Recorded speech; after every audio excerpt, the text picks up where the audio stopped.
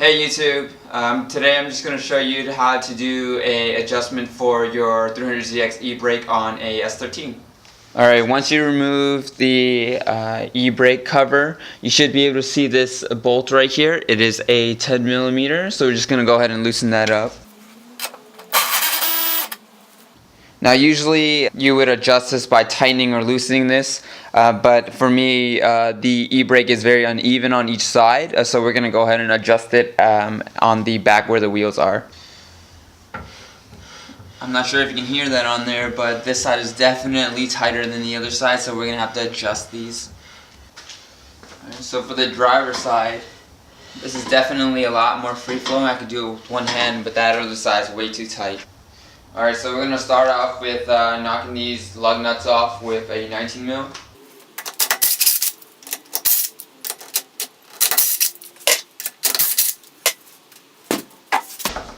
Alright, since I do have spacers on here, we're also going to have to take those off.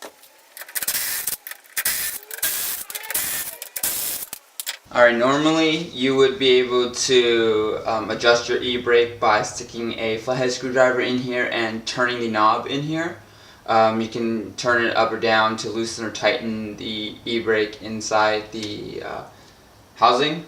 But we're just going to go ahead and take this off just to show you what's inside. You're going to grab a 17mm and remove the two bolts behind the caliper. Once we have that loosened, we can just pull this off to the side. Leave it hanging somewhere. And then we can go ahead and just pull this off. With the rotors off, you can see the spindle a lot clearer.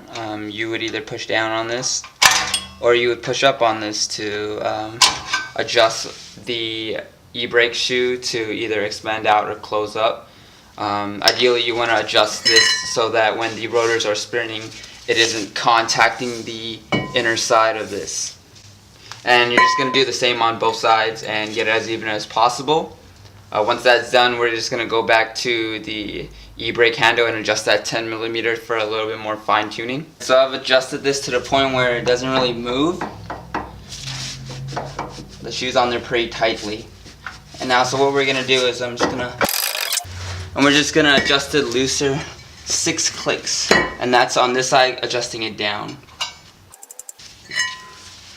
Alright. And let's just spin freely.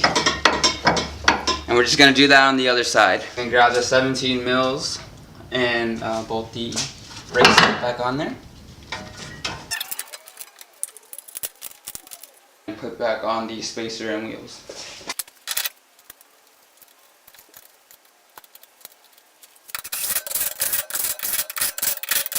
Don't forget the hub-centric spacers.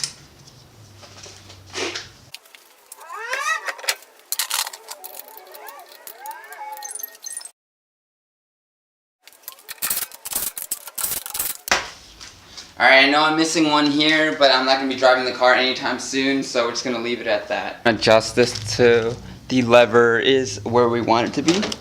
So as of right now, I have to pull all the way up here to get any resistance from that wire, so we're just going to go ahead and adjust this to make that wire shorter.